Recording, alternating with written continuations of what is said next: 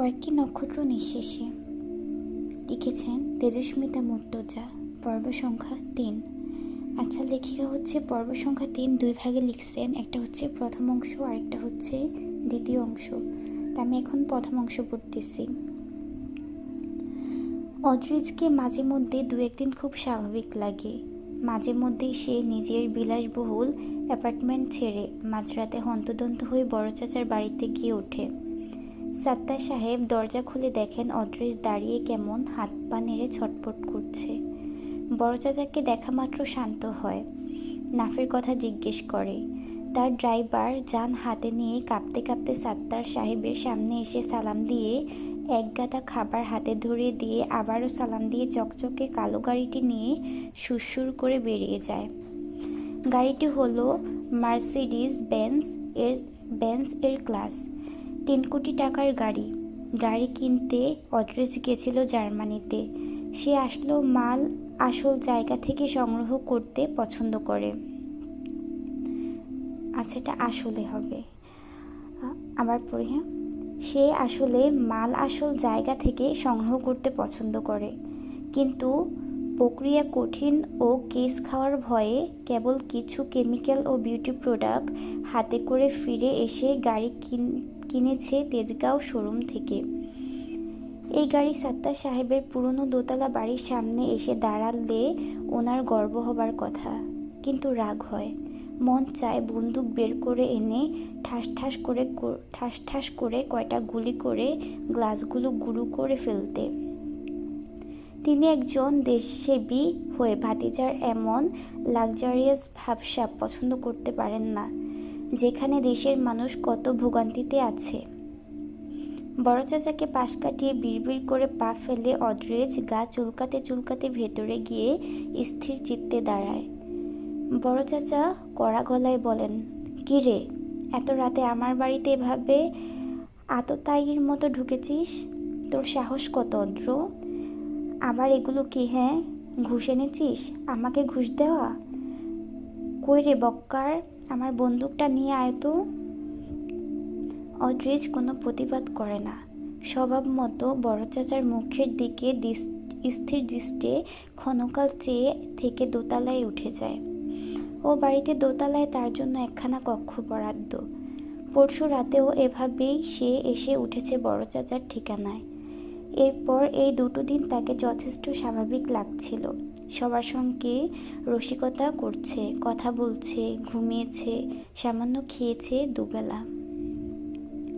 কিন্তু আজ রাত 9:30টায় রুয়াদের ফ্ল্যাট থেকে বেরোনোর পর আবার সে ফিরল তার চিরচেনা রূপে। খুব দ্রুত মোড়ের ওপর থেকে একটা রিকশা ধরে অ্যানিকে তুলে দিয়ে ভাড়া দিয়ে দিল রিকশাওয়ালাকে। অ্যানি শুধায়, আপনি যাবেন না? অদ্রিজ নিঃশব্দে মাথা নেড়ে কাউকে কল করে। তাকে দেখতে লাগে নিম্ন তাপমাত্রা জমাটবদ্ধ বরফের মাফিক শীতল স্থির। তখন অ্যানির ভেতরে এক ধরনের ভীতি কাজ করে। লাল হয়ে ওঠা চোখ দুটো ল্যাম্পপোস্টের আলোয় অদ্ভুত ও ভৌতিক দেখায়। বলা হয়নি অদ্রিজের চোখের মনি সবুজ চাপ নীল, ওই অনেকটা গ্রিকের এজিয়ান সাগরের জলের মাফিক। তার চোখের রঙের অফিসিয়াল নাম গ্রেইশ ব্লু ও বলা যেতে পারে। চোখের লেন্স বড় স্বচ্ছ, আইরিশদের মতন। রুয়াদের ধারণা অদ্রিজ একজন মিক্সড জেনেটিক্যাল হিউম্যান, তবে তার বেশিরভাগ ইউরোপিয়ান, সামান্য কিছু এশিয়ান থাকতে পারে। যেমন চুলগুলো বাদামি বা সোনালি না হয়ে কালো, কিন্তু নাকটা গ্রিকদের মতো খাড়া। এছাড়া উচ্চতা, শারীরিক গঠন সব আর্য বা আরিয়ানদের মতো নিখুঁত। তার কোনো পূর্বপুরুষ বা বহু আগের কোনো নারীর স্বামী হয়তো ডাচ বা পর্তুগিজ অথবা গ্রিকই হতে পারে। রুয়াদের খুব ইচ্ছে ছিল অদ্রিজকে নিয়ে একটা জেনেটিক রিসার্চ করার। অ্যানি বুঝতে পারল অদ্রিজ আজ আর তাদের বাড়িতে ফিরবে না। আবার কবে ফিরবে কেউ জানে না। সে রিকশা থেকে নেমে দাঁড়িয়ে পড়ল কিছু কথা শোনানোর উদ্দেশ্যে। আপনি যাবেন না কেন? আর যদি যাবেন না আমার সঙ্গে, তাহলে রুয়াদের কথা মেনে নিয়ে চললে কেন এলেন? জবাব দিন। আপনার এই ভূতের মতো নীরবতা আমার সহ্য হয় না একদম। রুয়াদের কাছে তো আমি যাইনি, ওর আবদার আমি মানিনি, তাহলে এখন আমি কেন রুয়াদের ভাইয়ের কাছে যাব? আচ্ছা, এটা রুয়াদ ভাইয়ের কাছে যাব। আবার পড়ি। তাহলে এখন আমি কেন রুয়াদ ভাইয়ের কাছে যাব? আপনার মামার বাড়ি, আপনি যাবেন, চলুন আমার সঙ্গে। অদ্রিজ মনোযোগ সহকারে শোনে সবটা। তার একটা দোষ আছে, সে কারো কথা শোনার সময় অথবা নিজের বলার সময় একটানা সামনের মানুষটার চোখে চোখ স্থির রাখে।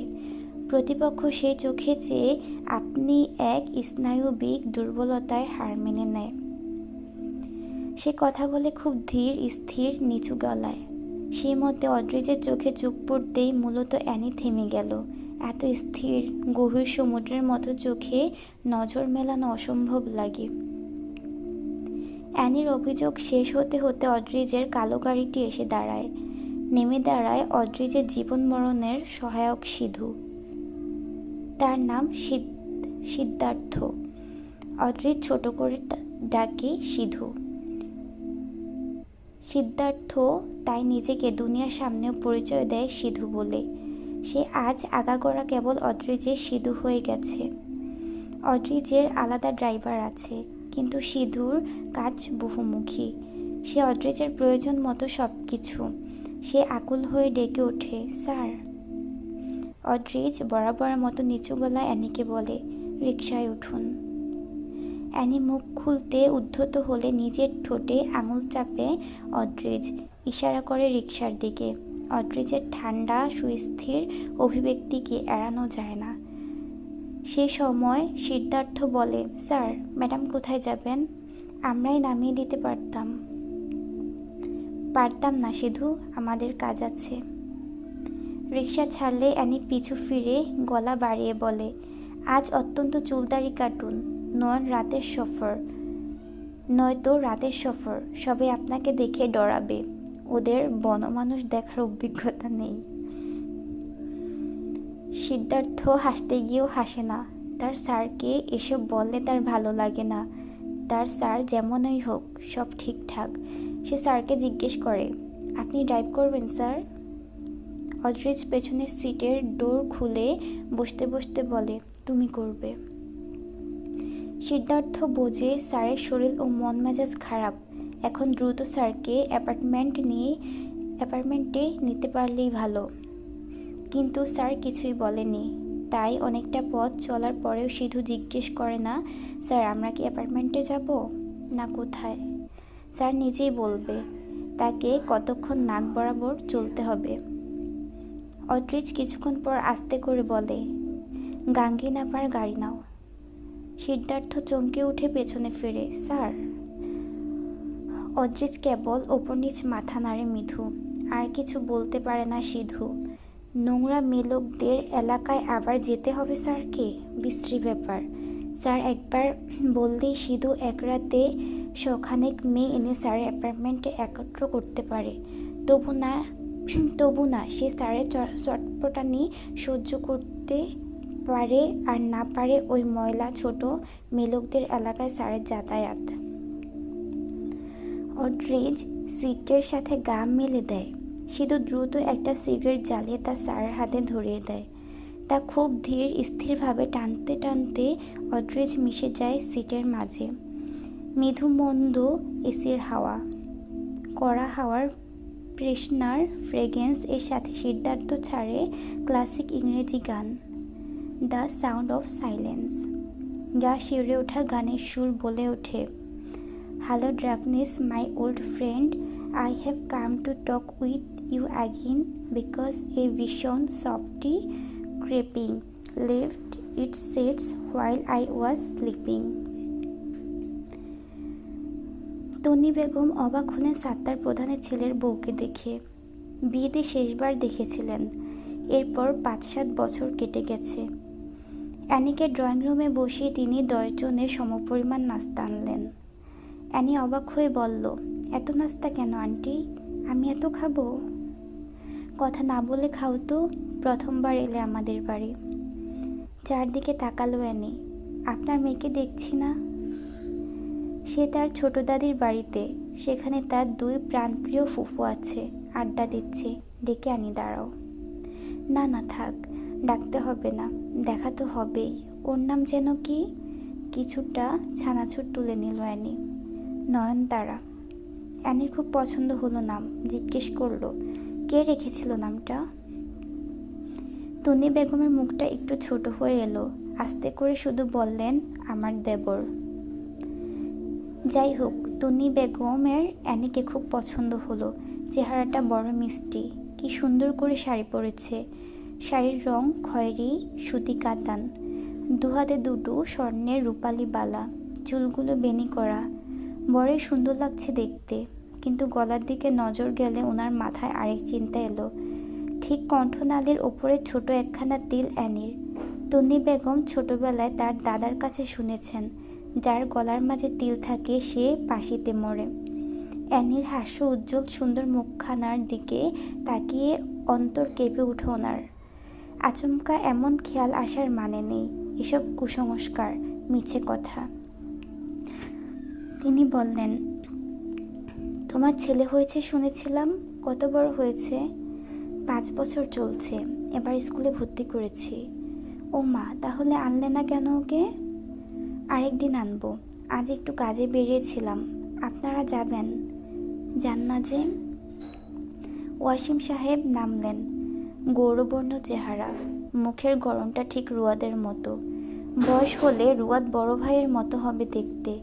ভীষণ অভিজাত চেহারার, লম্বা, স্বাস্থ্যবান, গম্ভীর একজন মানুষ। বয়স 45-এর এপার ওপার। সাদা ফতুয়া আর পাজামা পরে সিঁড়ি ভেঙে নেমে এলেন। অ্যানি উঠে দাঁড়িয়ে সালাম দিল। ওয়াসিম সাহেব মৃদু হেসে বললেন, ওয়াসিম সাহেব মৃদু হেসে বসলেন সোফায়। ভালো আছো মা? আলহামদুলিল্লাহ আঙ্কেল। হক সাহেবের ফুফাতো বোন অদ্রিজের মা, তার ভাসুরের ছেলের বউ অ্যানি। এছাড়া অদ্রিজের চাচা সাত্তার সাহেব ওনার প্রাক্তন সিনিয়র। সাত্তার সাহেব ছিলেন সিনিয়র কর্নেল, তখন ওয়াসিম হক মেজর জোয়ান। অ্যানি যখন বিয়ে হয়ে আসে 6-7 বছর আগের কথা, তখন ছুটিতে এলে সাত্তার সাহেবের সঙ্গে দেখা করতে মাঝে মধ্যে যেতেন ওয়াসিম হক।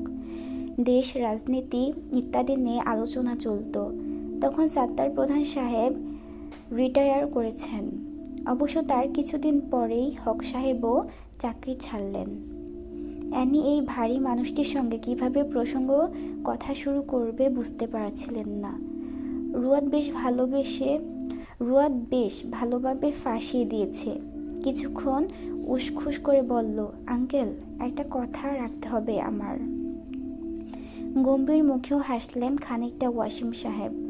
কথা না শুনে প্রতিশ্রুতি দিলে বোকামি হবে না তো?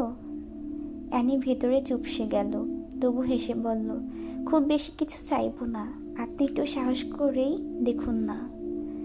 এবার হাসি প্রসারিত হলো তার। অ্যানিকে পছন্দ হলো বেশ। করলাম সাহস, কি কথা রাখতে হবে? আপনি হয়তো জানেন, এলাকা ভিত্তিক একটা আনন্দ ভ্রমণের আয়োজন করা হয়েছে। আমার দেবরেরা করেছে। সব ধরনের ইচ্ছুক মানুষ যাচ্ছে, কলেজের ছাত্ররাও আছে। কিন্তু সেখানেও নয়নতারাকে সামিল করা হয়নি। আপনার অনুমতি ছিল না, তাই আপনি অনুমতি দিলে নয়নতারাকে সঙ্গে নিয়ে যেতাম, একটু ঘুরে আসতাম, মন ভালো হতো। ওয়াসিম সাহেবের মনোভাব বোঝা গেল না। সোফার হাতলে হাত মেলে নীরব বসে আছেন। অ্যানির বড় অস্বস্তি হচ্ছিল। ওয়াসিম সাহেব কিন্তু সরাসরি না বললেন না, বরং ভীষণ অভিজাত হাসি হেসে বললেন, একা অত দূর ছাড়ি কি করে? ও তো রাস্তাটাও পার হতে জানে না একা। তারপর কোচিং, হোম টিউটর এসব রয়েছে। অ্যানি এই পর্যায়ে একটু সাহস করল। একা বলছেন কেন আঙ্কেল? আমরা তো যাব সাথে, বিশেষ করে আমি যাব। ও গেলে ওর গোটা দায় আমার থাকবে। অ্যানির এক মুহূর্ত মনে হলো সে এই বরিকি গোছের মানুষটার কাছে সে বেশি ভার নিয়ে নিচ্ছে। তবু বলল, এছাড়া সব তো পাড়ার মানুষই, একটু ভরসা রাখুন, আমি তো আছিই। খানিকক্ষণ চুপচাপ বসে রইলেন তিনি। অ্যানি বুঝল না ওনার অভিব্যক্তি। কবে যাচ্ছ তোমরা? আগামীকাল রাতে আঙ্কেল। পাড়ার সকলেই যাবে। নয়নতারা না গেলে একা খারাপ লাগবে নিশ্চয়ই। অ্যানি তখনও দেখেনি মেয়েটাকে, তবু একটা টান অনুভব করছিল। হক সাহেবের প্রাক্তন সিনিয়র সাত্তার সাহেব, তার ওপর ফুফাতো বোনের ভাসুর, তার ছেলের বউয়ের মুখের ওপর না বলা গেলে তার বউয়ের ওপর না বলা গেল না। হক সাহেব শুধু বললেন, দেখি নয়নকে বলে। ও তো কিছু বলেনি আমাকে যাবার ব্যাপারে। রাতে খাওয়া শেষ রুবিনা বেগম দুধ নিয়ে হাজির হলেন। নয়নতারার মাথা চক্কর দিয়ে উঠল। দাদুকে ইশারায় অনুরোধ করল, প্লিজ দাদু, বাবার সামনে খেতে বলো না, না বলতে পারবো না। সেই সুযোগটাই নিলেন রুবিনা বেগম। জোর করে দুধ গেলালেন নয়নতারাকে। নয়নতারা বমি পেতে লাগলো। শুধু শুধু খেলে তার পেটে সমস্যা হয়, দুধ খেলে তার পেটে সমস্যা হয়। দাদুর দিকে কটমট করে তাকালো সে। কথাটা তুললেন ওয়াসিম সাহেব। ভরা গলায় ডাকলেন, নয়ন। বাবা। তুই জানিস এলাকা থেকে সবাই আনন্দ ভ্রমণে যাচ্ছে? নয়নতারা ভয় পেল। হঠাৎই বাবা এ কথা কেন জিজ্ঞেস করবে? বাবার সামনে মিথ্যা বলার উপায় নেই। সে আস্তে করে বলল, হ্যাঁ জানি। যেতে চাস? কথা জড়িয়ে এলো নয়নতারার। দ্রুত বলে উঠল, না বাবা, না, না তো। আমার তো প্রাইভেট।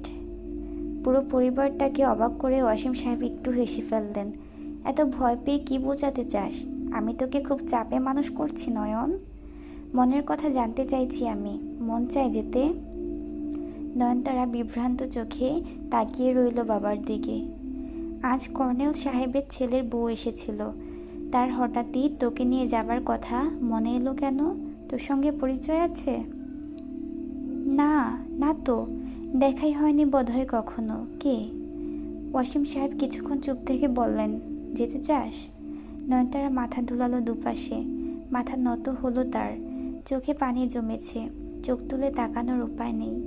ওয়াসিম সাহেবের চোখ দুটো গভীরভাবে ওকেই দেখছে। ওয়াসিম সাহেব আবার বললেন, যেতে চাস না? নয়নতারা আবারও ডানে বামে মাথা নেড়ে না বলল। ওয়াসিম সাহেব ক্ষণকাল চুপচাপ নয়নতারার দিকে তাকিয়ে থেকে রবিকে ডাকলেন। রবি হন্তদন্ত হয়ে এসে উপস্থিত হলো। জি ভাইজান। ওয়াসিম সাহেব চেয়ার ঠেলে উঠতে উঠতে বললেন, কাল সকালে গিয়ে সাত্তার ভাইয়ের বাসায় চাঁদা দিয়ে আসবি। চাঁদা কত নয়নের মা? তন্নি বেগম খুশি ও বিস্ময়ে কথা বলতে পারছিলেন না।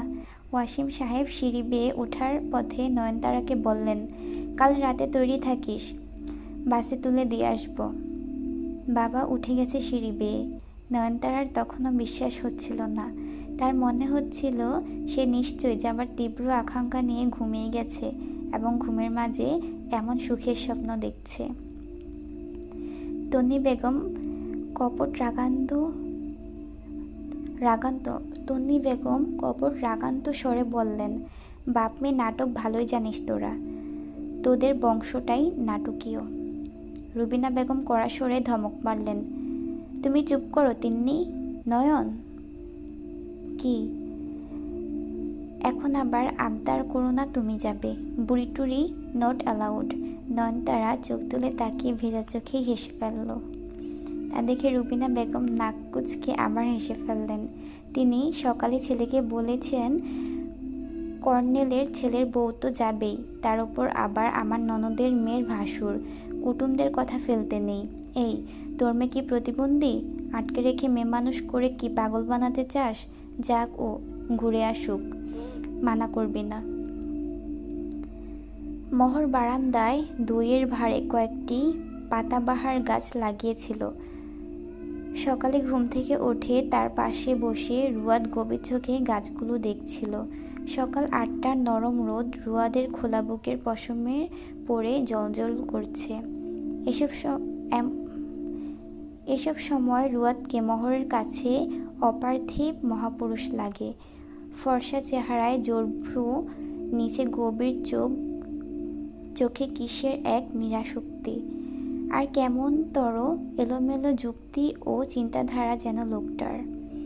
চেহারার দিকে তাকালে মনে হয় এত সুদর্শন পুরুষ সে আগে কখনোই দেখেনি, এবং এই পুরুষের পৌরুষ সুদর্শন, এবং এই পুরুষের পৌরুষ দর্শন করার পর তার চোখে আর কাউকে সুদর্শন লাগাও অসম্ভব।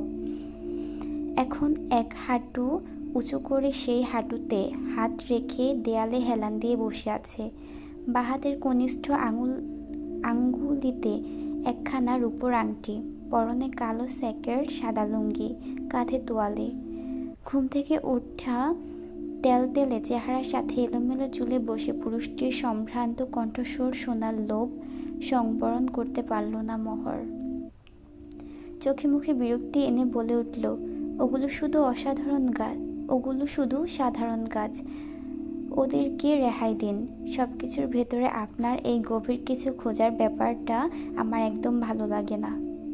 রুয়াদ সম্ভিত ফিরে পেয়ে স্বভাবজাত হাসি হেসে মোহরকে মনে করিয়ে দিল, আমার কোনো কিছুতেই তোমার ভালো লাগে না। মোহর ধন্য হলো। রুয়াদের সুদর্শন হাসি ও প্রশান্ত গভীর পৌরুষর গলার সুরটুকু যত্নে গিলে খিটখিটে গলায় বলল, হ্যাঁ ঠিক। তারপর একটু ভেবে বলল, না, একটা বিষয় আছে বোধ হয়। রুয়াদ ঠোঁটের দুই কোণা উল্টে বাহবা দেবার ভঙ্গিতে বলল, যেটা ভালো লাগে। মোহর চোখ উল্টে বলল, হ্যাঁ, আপনি অন্তত সিগারেট খান না। রুয়াদ হাসল, সিগারেট আমার একটুও সহ্য হয় না। এদিক দিয়ে আমার আর তোমার খুব মিল মোহ। আমরা দুইজনেই কট্টর সিগারেট হ্যাটার্স। মোহর স্বগতোক্তি করল, যেমন গতকাল একজন ছি। যাই হোক, আমার সিগারেট খাওয়া লোককে মানুষ মনে হয় না। তবে সিগারেট এ জগতে একমাত্র মানুষই খায়, আর কোনো প্রাণীর সিগারেট খাওয়ার অভ্যাস নেই। মোহরের কিছু মনে পড়ছে এমনভাবে চেটকে উঠল সে, আমি আপনার সাথে কথাই কেন বলছি। রুয়াদ হাসল, মানুষ সামাজিক জীব, একসঙ্গে থাকলে এমন টুকটাক কথা হয়, ও মনে নিও না। মোহর ঝাড়া মেরে উঠে দাঁড়িয়েও একবার পিছু ফিরে তাকিয়ে মলিন হাসল, মনে মনে বলল, মনে নিয়ে ফেলবো এই ভয় একটু বেশি সময় আপনাকে দিতে নারাজ। আপনি আমার পথেই থাকুন। ভেতর করে আপনাকে তোলার সাংঘাতিক ভুল আমি করব না, সত্যি করব না। রুয়াদ ডেকে বলল, তোমার প্রস্তুতি সেরে নাও, রাত 11টার টাইম দিয়েছে অদ্র। মেয়ে মানুষ হলো কচ্ছপের বিবর্তিত প্রজাতি। মোহর কাঁথা ভাঁজ করতে করতে জানিয়ে দিল, জনাব খরগোশের বিবর্তিত প্রজাতি। আমরা কোথাও যাচ্ছি না। রুয়াদ হেসে ফেলল, আমার সঙ্গে বেড়াতে যেতে আপত্তি আছে? হ্যাঁ, আপত্তি আছে। যদি খুব শখ থাকে তো বড়জোর আপনি আমাকে বক্ষপুত্রের তীর অফার করতে পারেন। হয়তো কিছু সময় দিলাম আপনাকে, সেখানে সূর্যাস্ত দেখব, জলে হাঁটবো, পা ভেজাবো। মাঝি কাকা বিনে পয়সায় নিলে নৌকায় চড়ব, আর আপনি ঝালমুড়ি খাওয়ালেই চলবে। বক্ষপুত্র ছেড়ে সিলেট কোন দুঃখে। রুয়াদ এবার হো হো করে হাসল। আচমকা একটা আপত্তিকর কথা বলল মোহর, এত হাসছেন কেন কমরেড সাহেব? কিন্তু রুয়াদ তা এড়িয়ে স্বাভাবিক গলায় বলল, এই যে আমার কষ্ট হবে বলে এত আত্মত্যাগ করছো, যা এনে দিচ্ছি খাচ্ছ, মলিন কাপড় পরছো, বিলাসিতা নেই কোনো, আমার তাতে কোনোই অভিযোগ নেই। তোমার সরলতায় হাসি আসছে। বিদ্রোহ করো, বিদ্রোহ, আমি আছি পেছনে। মোহর পেছন থেকে একবার রুয়াদকে দেখে নিয়ে নিজেও হাসল। কানের পেছনে চুল গুজে নিয়ে বলল, আমি জন্মগত আশ্রিতা। রুয়াদ ইবতেহাজ সাহেব, জীবনে কখনো ভালো খাইনি, ভালো পাইনি, বিলাসিতার প্রশ্নও ওঠে না। এটাই আমার অভ্যেস, বরং এখন বেশি পেলেই বদহজম হয়ে যেত। কিন্তু আপনি কি জানেন, আমি আপনার কাছে প্রথমবার এবং এমন একটি কিছু পেয়েছি যা আগে কখনোই পাইনি। তাই নাকি? সেটা কি? মোহর চট করে বলল, তা ছাড়ুন, শুধু বলি আপনি জানেন অনেক দিনের অনাহারীকে হুট করে অনেক খাবার দিলে তার পেটে সহ্য হয় না। জানলাম। বেশ, এবার গিয়ে হাত মুখ ধুয়ে আসুন, আমার খিদে পেয়েছে, খাবো। রুয়াদ বাঁকা হেসে মাথা দোলায়। এত সন্তুষ্টি ভালো না। ঠকে যাবে, ঠকে যাবে। তুমি জানো আমি কে? বড় ঘরের ছেলে, ধোকা খাবে। মহর বলল, তাহলে সেবার না হয় আমি কম্যুনিজমের ঝন্ডা হাতে বেরোবো গরিব বড়লোক শ্রেণীর বৈষম্যের আন্দোলনে। আপনি তখন বড়লোক জমিদার পুত্র, আমি হব গরিব ভূমিদাসী। রুয়াদ এবার ভ্রুকুচকে আচমকা একচোট পিছু ফিরে দেখে নিল মহরকে। কড়া ও গম্ভীর হয় তার স্বর। ধমকে উঠল, তোমাকে এসব কে শিখিয়েছে? আমি কমিউনিস্ট, এটাই বা কে বলেছে? ছোট মানুষ, বেশি কথা শিখেছ? কমিউনিজম কমরেড বোঝো? মহর হা না কিছু না বলে শুধু হাসল। রুয়াদ একই সুরে বলল, আমার রেজার আর তোমার বড় আয়নাটা এনে দাও, দাড়ি বেড়েছে। মহর বলে উঠল, দাড়ি ছাড়া বেটা ছেলেকে আমার কাছে পশম ছিলা সাদা হনুমানের মতো লাগে। রুয়াদ নিজে গিয়ে সরঞ্জাম আনার পথে মহরকে একবার পেছন থেকে দেখে নিয়ে গম্ভীর কণ্ঠে কানে কানে ফিসফিস করে বলল, লাগতেই পারে, হনুমান মানুষেরই অরিজিন। আমার ওসব আবল তাবল বই পড়ে বাজে বকা না শিখে ডারউইনের অরিজিন অফ স্পেসিস পড়ো, কাজে দেবে। এই পথে কখন টোকা মেরে মোহরের চুলের খোপাটা খুলে দিয়ে গেল, মোহর দৌড়েও ধরতে পারল না। এক দৌড়ে বাথরুমে ঢুকে দরজা লাগিয়ে দিল রুয়াদ। বাইরে দরজায় দুটো ধুমধুম করে লাথি মারল মোহর। আপনি যা পড়েন আমিও তাই পড়ব। আমি জানতে চাই কিসব আজব কিসিমের বই পড়ে এমন মাথা খারাপ করেছেন। রুয়াদ এতক্ষণে শান্ত হয়ে বাথরুমের আয়নার সামনে দাঁড়িয়ে লুঙ্গির গিটে গোজা সিগারেটটা খুলে এনে আগুন জ্বালালো। পিপাসার্থের মতো প্রাণ ভরে ধোঁয়া গিলল। আয়নাতে একটা রুয়াদ ইবতেহাজকে দেখা যাচ্ছে। তার কি কিছু পরিবর্তন হয়নি? কি পরিবর্তন? আরও বিগড়েছে না খানিক শুধরেছে? মাপকাঠি কে দায়ের করবে? তাকে আগে দেখা মানুষদের মাঝে তাকে আজ কে চেনে? আয়নাতে ধোঁয়াগুলো আছড়ে পড়ে কেমন ঝাপসা করে তুলছিল তার প্রতিচ্ছবিটাকে। একটাতে তৃষ্ণা মিটল না, আরেকটা জ্বালালো। সেটা টানতে টানতে ব্রাশে টুথপেস্ট মাখল। বাথরুমে থাকা এয়ার ফ্রেশনার মেরে সিগারেটের ধোঁয়া সরালো। সিগারেটের অবশিষ্ট অংশ দুটো ফ্লাশ করে ঘষে ঘষে দাঁত ব্রাশ করে শাওয়ারের নিচে দাঁড়ালো। আচ্ছা, দেখে ছোট্ট করে একটা নোট লিখে দিয়েছেন। এর পরের অংশ লেখা আছে, এডিটিংয়ের কাজ শেষ হলে দিয়ে দেব, ভুল ত্রুটি ক্ষমা করবেন। আচ্ছা, এটা আপনাদের ভালো লাগছে তো? আমি আসলে আমার ওপর কোনো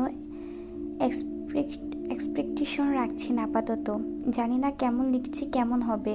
আমার ধারণা আমি লিখতে ভুলে গেছি। বেশ ভয় আছি কতটা কেমন লিখতে পারবো এ নিয়ে। রাইটিং ব্লক না এসে যায়। অবশ্য মূল গল্পে ঢুকতে এখনও কিছু দূর বাকি। সবে ভূমিকা চলছে ও চরিত্র পরিচিতি। আচ্ছা, আমারও পড়াতে খুব ভুল ত্রুটি হচ্ছে, আপনারা একটু মানিয়ে নিন, ঠিক আছে?